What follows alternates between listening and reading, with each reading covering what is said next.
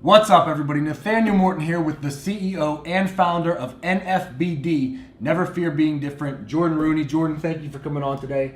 I'm going to ask Jordon a few questions because Jordon has a lot of value that he can add to all of you. I know there's some entrepreneurs, some business people watching this, people who want to follow their dreams but maybe haven't taken that leap yet. And Jordon definitely has some value that you want to listen to. So Jordon, just to set the foundation for the rest of this interview, what is NFBD? And I'm glad to be here and, doing this interview with you. NFBD, so it's a couple different things. It's a mixture of physical programming and an online platform. So started out holding camps, free camps in Newcastle, and then going to schools and speaking. I was a school speaker at 70 schools in the past year and a half. It's turned into more of an online platform as well. Basically what it is, we want to challenge social norms, open up people's minds, create conversations around things, but in a less serious way. So taking on serious, sensitive subjects, but not to where we want to alienate people because it's too serious or too sensitive. So we add an entertainment value. So it's basically a educational message mixed with entertainment and humor. Right. I love that. So what does never fear being different mean to you?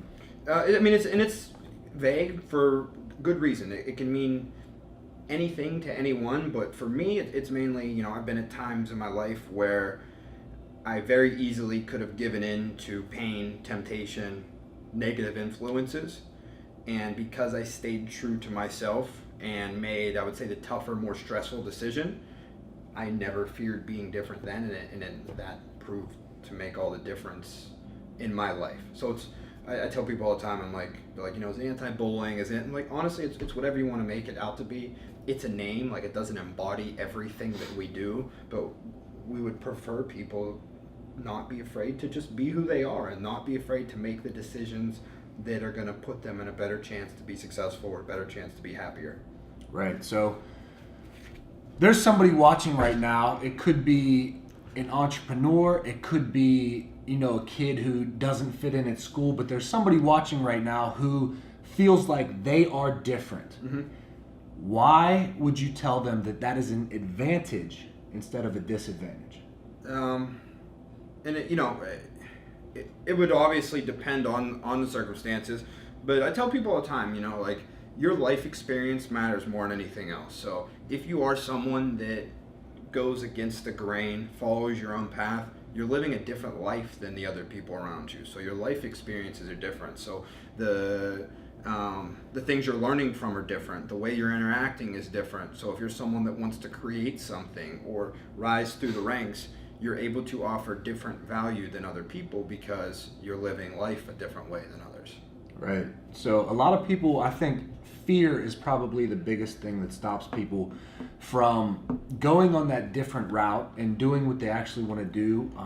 And you have went your own way, the rougher path. You went against the grain. What would you say to the person who wants to maybe start their own company or wants to go chase that career or that thing that they want to do, but they are afraid? It might be fear of criticism. It might be fear of failure. What would you say to them to kind of, push them off the edge, like push the baby bird out of the nest and say, go for it? Yeah, and this is something that, I tell people all the time. I try and be as blunt as possible. I want to put people in a good position to succeed. It's easy to want it. It's easy to say that you want it. Make sure that that's the truth. Make sure that you want to make the necessary sacrifices to get there. Because a lot of times what it comes down to is choosing your dream, choosing the struggle over happiness. There's a lot of times that, I'm just not happy. If my main goal was happiness, I'd be living a lot safer life right now. So I tell people all the time, if you are if it is fear of judgment or fear of pain or whatever it is, make sure this is what you really want to do, because you're going to be directly putting yourself in the line of fire for people to judge you, for stress, for discomfort. But for me, like I say all the time, I fear regret. That's what drives me. I can go and speak in front of 3,000 kids, and right before I get up there, I can say to myself, this isn't going to go well. They're going to judge me, or this is stressful. But the fear of maybe the next day looking back and saying, wow, why didn't I do that? And feeling regret and not being able to get time back outweighs fear of pain and fear of judgment, fear of failure, fear of anything else. So it's more, I would say, to anyone else that isn't motivated or is afraid of something, think about how you'll feel once it hits you that you never followed through with it, because that's something you can never escape. You can get through people judging you right away. All right, yeah, I don't care. All right, I'm gonna get through this. I'm gonna tell myself whatever, because I don't care what you think of me. Even if you do care, you can talk yourself through it. Or, this is gonna suck. I don't want to do it, but I'm just gonna get through it. That only lasts for a couple seconds. You get past it. But you have people that are 25, 30, 35 years old that still can't let go of all the things that they've let pass them by. I completely agree. And I just want to touch on that and say that once you do something one time, if you're scared of it, but you go for it, you do it, the next time it's not as scary. The time after that, it's not as scary. Eventually, it's not scary at all. Doing these YouTube videos, at first it was scary. And then I've seen you do a lot of videos out in public, out with people around, out with random strangers. I'm sure when you first did that, that was very, there was fear there. But now there probably isn't anymore. And if there is, it's a very small amount and you do it anyway. And speaking of you interviewing and doing videos with random strangers, I saw a video where you asked people what their biggest regret was in life. And you just touched on regret a little bit. My question to you is there anything that you regret?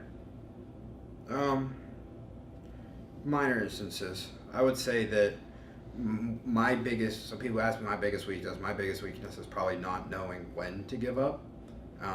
So this whole idea of fight or flight. So you take a highly competitive person, which I believe that I am, and you say to yourself, like, I'm never going to give up on anything.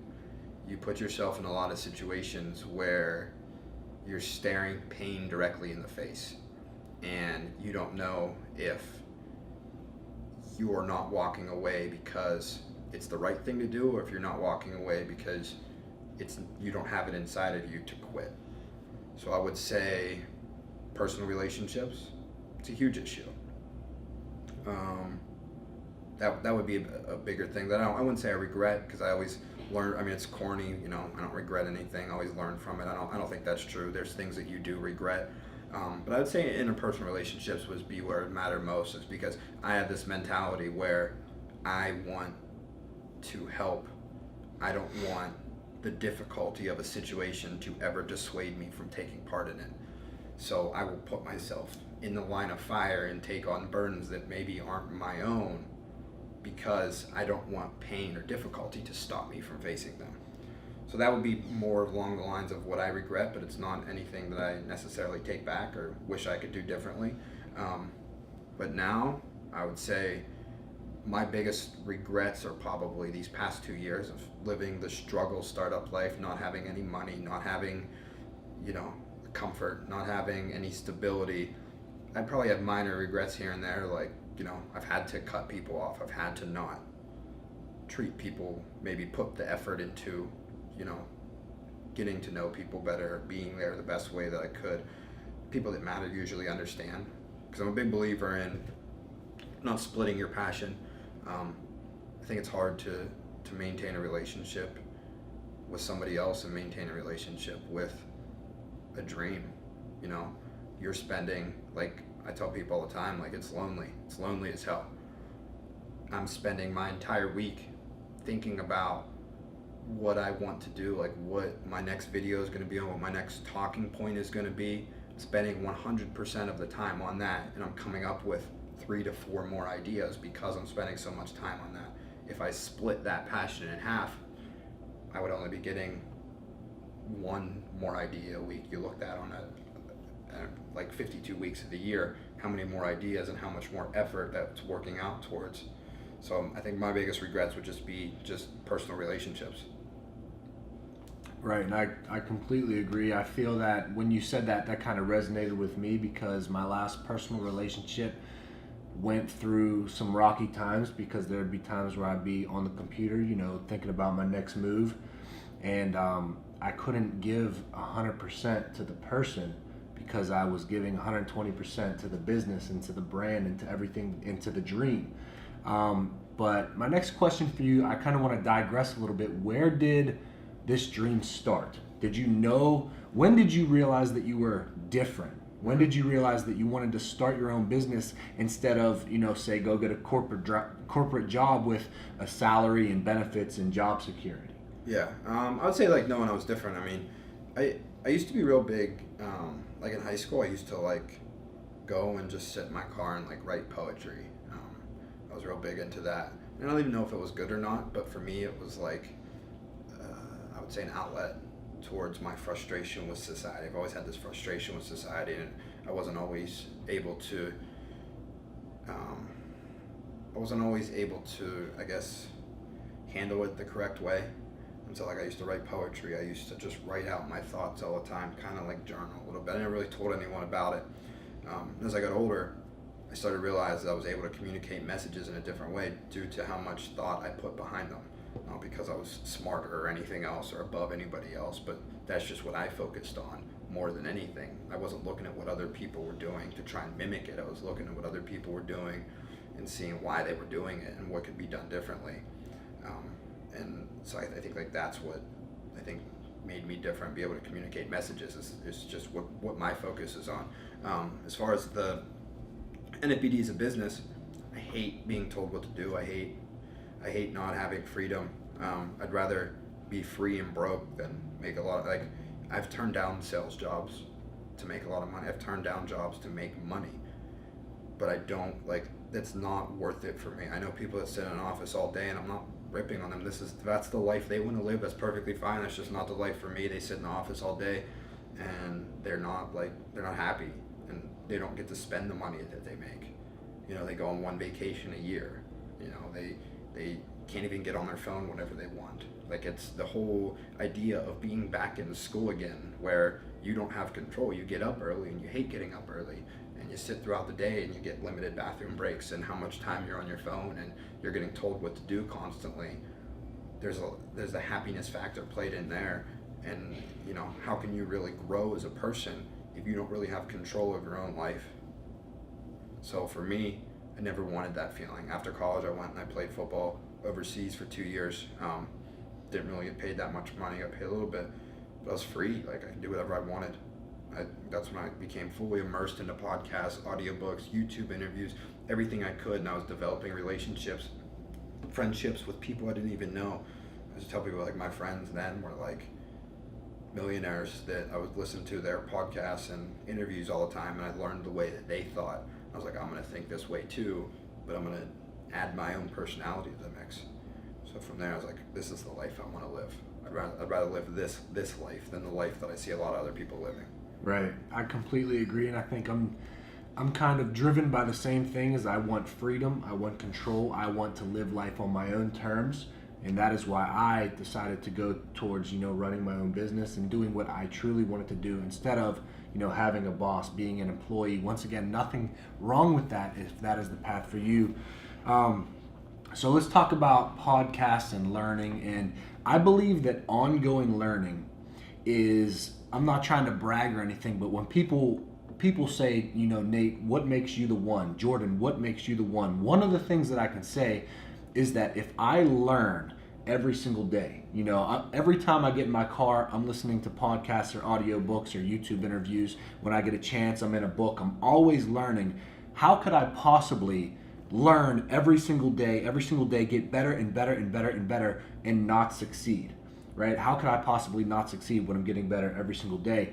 What would you say are the top books or audiobooks or YouTube interviews that people should listen to begin to start? Yeah. So I hate reading. Like, I hear people brag all the time about how many books they read a month. I'm like, you don't need to read the books. Like, you can just listen to them, or you can find like shorter versions of them. Not knocking people that read books, but I hate reading. So I'm more of like an audiobook person. One of the first audiobooks I heard that really opened my eyes was Outliers by Malcolm Gladwell. And I listened to his podcasts, Revisionist History, constantly. It's really good. But it just kind of opened my eyes up to understanding a different way and understanding like how leaders work. The creator part of me, which I think that's just like developing messages in an entertaining way. I was really big on like Kanye West interviews, like very early on, which as a person, like he's not the best communicator, he's not the best at conveying his message, but his messages and I think the genius behind them is something that showed me like this is someone that takes everyday circumstances and turns them into something that no one would ever think of. And the way that he approached it with like an obsession really got to me, and like really like opened my eyes. Eric Thomas is a big motivational speaker. I actually did read his book. That was like one of the books that like just opened my eyes to like being a speaker, like taking your struggle, taking your journey, and getting your message out there and why it's important. But honestly, I listen to more than anything. I listen to like entertainment podcasts. I get very bored. Like this is why like I'm doing what I'm doing now. Is I think that inspiration and education is so boring that if you're not entertaining people with it, you're never getting the message across. Like you don't need to sound super smart. You don't need to be super nerdy to get people to be motivated or to educate them. No one just wants to listen non-stop to a message and being told what to do. They want to be entertained. So things that are able to entertain you as well. Like I love like Barstool Sports. Like I love the way that they approach their media company. I like the Young Turks, the way that they approach politics. Like they add an entertainment element to it. Or like Cheddar when they approach like the stock market and like other entrepreneurial type things.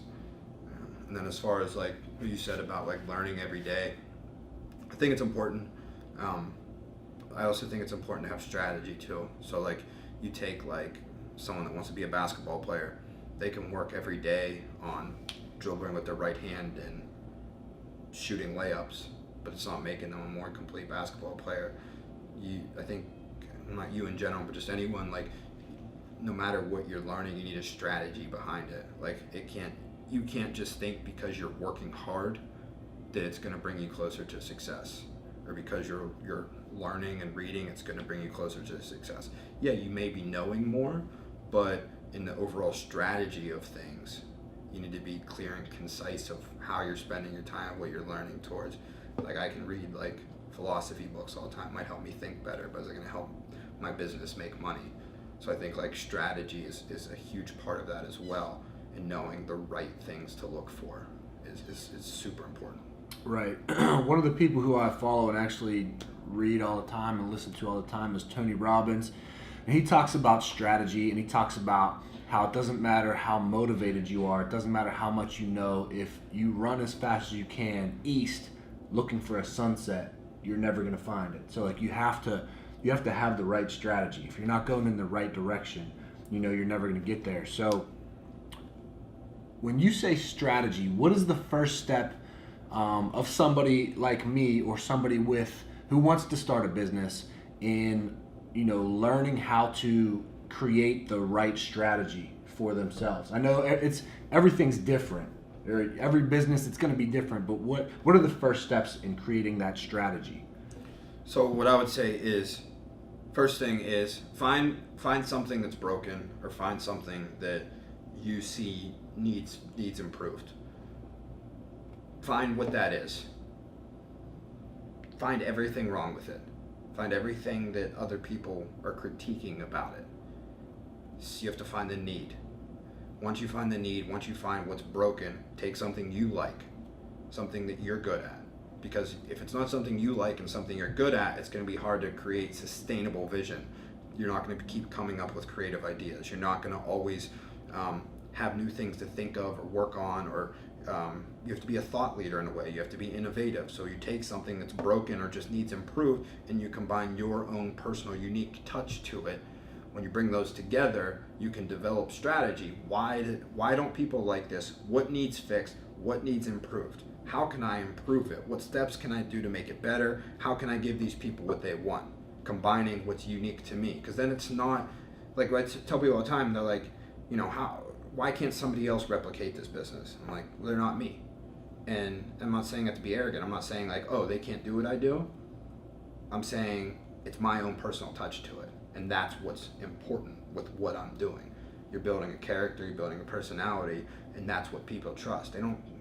People don't wear like Nike because they like the swoosh. They like the commercials. They like the people wearing it. They like the idea that goes along with wearing Nike. It's the same thing with any brand or anything else.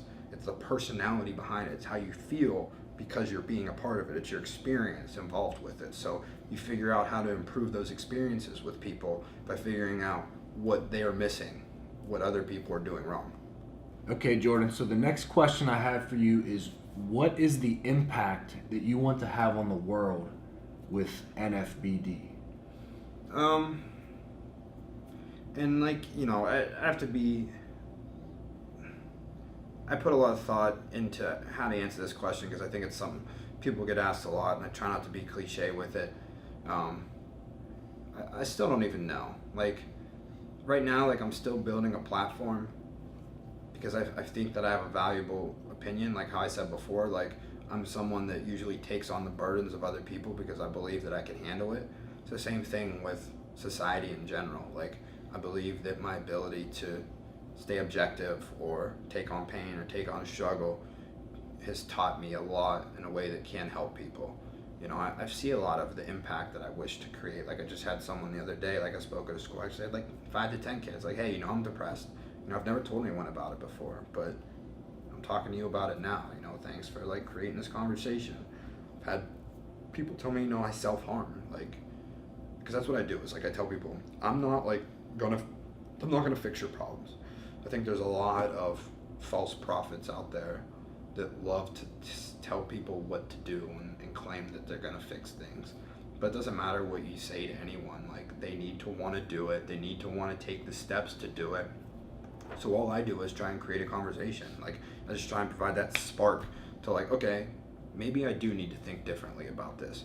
So I think that's more of what my impact is I just want to create conversations. I just want to put a little bit of a spark behind someone just to change their thought process. Because I used to be super stubborn about things, and it was my own downfall that caused my spark. And I know a lot of people, especially that I grew up with, that they just needed that spark. They needed that rejuvenation to say, hey, listen, I know you're going down this path. Let's just put you back over here and start going down this path again. But people develop destructive, escapist type behavior, and they want to avoid everything rather than if they just realize, hey, I just need to face this head on.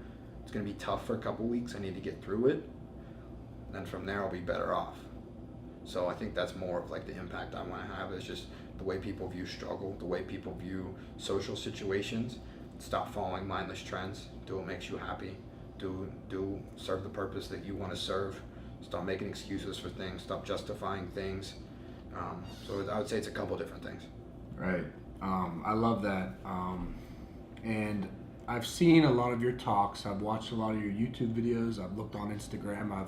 I've done a lot of research for this interview on you, and I see how driven you are, how passionate you are. I mean, speaking at 70 schools in the last year, you said it was. Yep. That's a lot. I spoke at two, and I call myself a motivational speaker. I mean, that's nothing compared to what you are doing. What drives you? What inspires you? To keep going? Yeah. I'm scared to death to feel inadequate. I make myself feel it all the time, like doses of it. Like when I fail, I'll let myself fail hard.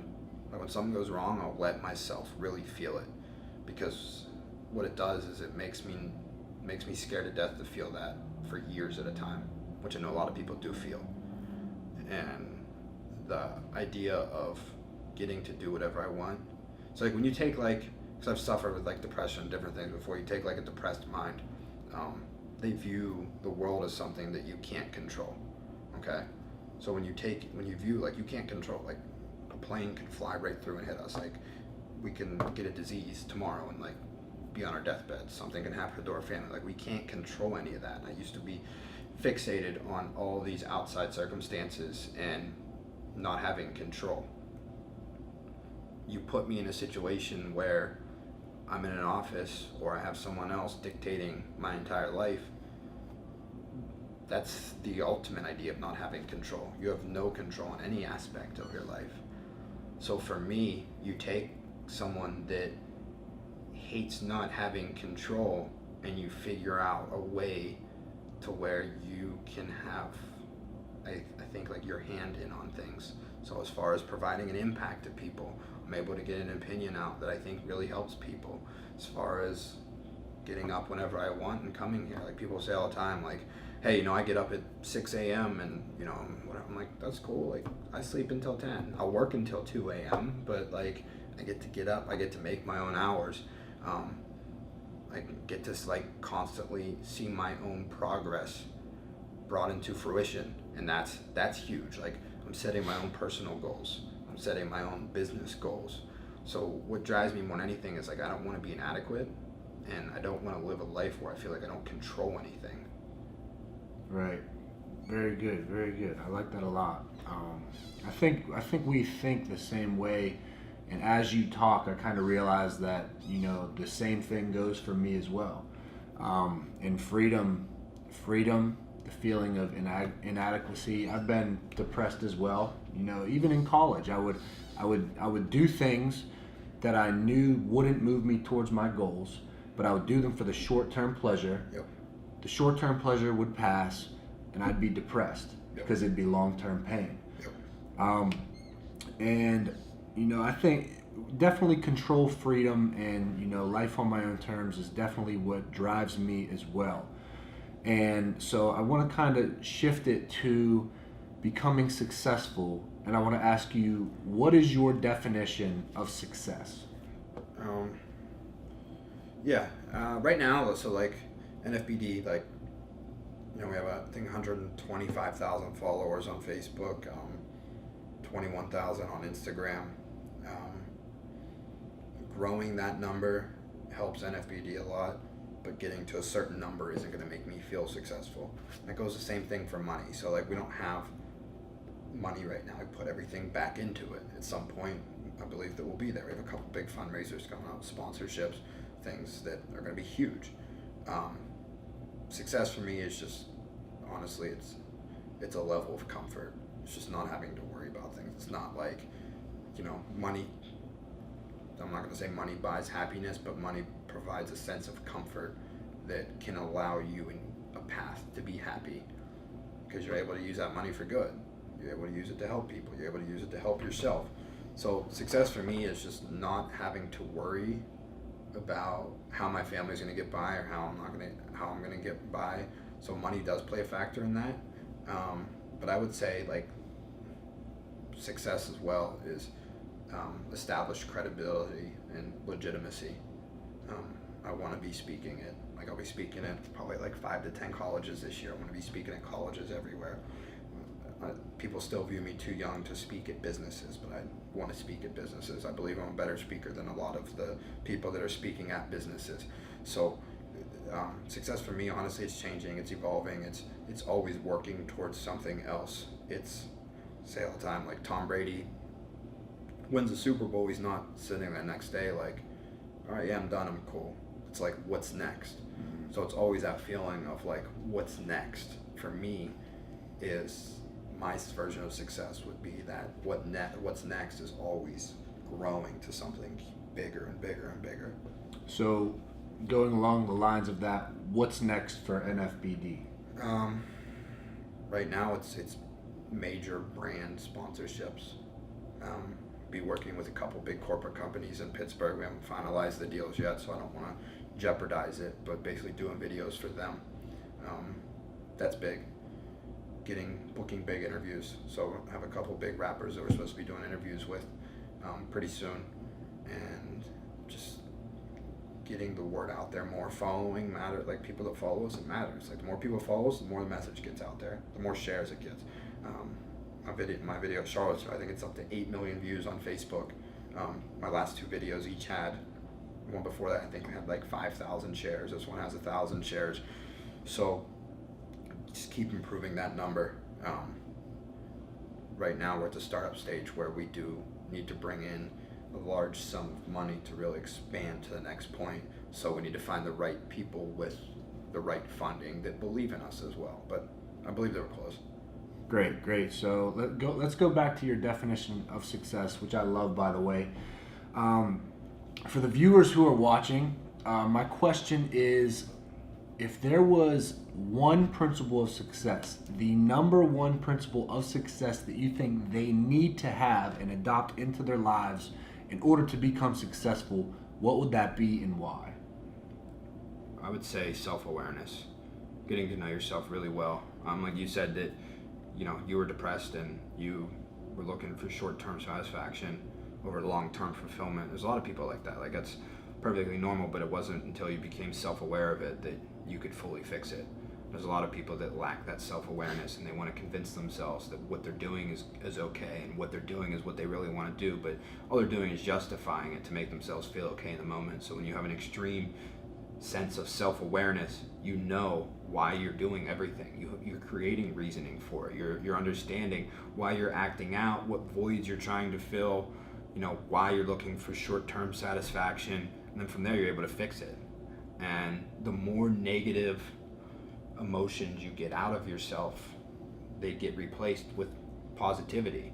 And if you want to do anything tough, if you want to go after something that no one's ever done before, you can't do it with a sense of doubt. So once you garner this extreme sense of self-awareness, you can get rid of all the things that are holding you back. And then as you go on a tough journey, you can understand yourself a lot better as you move forward. So what is the first step to cultivate that self-awareness? What is it? Is it self-reflection? Is it just being honest with yourself, not bullcrapping yourself? Yeah, I would say it's a self-evaluation test. What don't I like about myself? Ask other people, and it sucks. It sucks. Like, hey, what do you think are the biggest things I need to work on? It sucks to hear, and that's why a lot of people stray away from it. Think what you really need to improve on, what you are terrible at. Soak it in. Hate it about yourself so much, because that's ultimately what it is. People have things they don't like about themselves, and they don't want to soak it in and feel it because they feel inadequate and they never want to feel that. So they'll justify it forever and say, oh, this is perfectly fine, this is okay, but it's not. So you take whatever it is that you hate, whatever it is that you're terrible at, whatever it is that you're insecure with, and you get over it. Just you figure out how to get over it. You deal with it, you know that it's there, and then it no longer gets in your way. Find everything that you hate about yourself and learn to deal with it. That's the first step. I love that so much. I really do, because people stray away from that so much, but that is what is liberating, and that is how you get past that. Okay, so I've asked you most of the questions I wanted to ask you. I think that you've given the viewers a lot of value. I don't want to take up any more of your time. But my last question is, I truly, if you're watching this, I truly think that you need to follow this man in the Never Fear Being Different movement. So I'll have all his links down in the description. But just in case I don't know of something that you do, like a platform, Jordon, where can they find you online? So Facebook's just NFBD, Instagram, Twitter, NFBD Movement, website, nfbd.org, and then my email, if you want to reach out to me, is jordan@nfbd.org as well. Jordon, thanks for coming on. Cool. Appreciate it.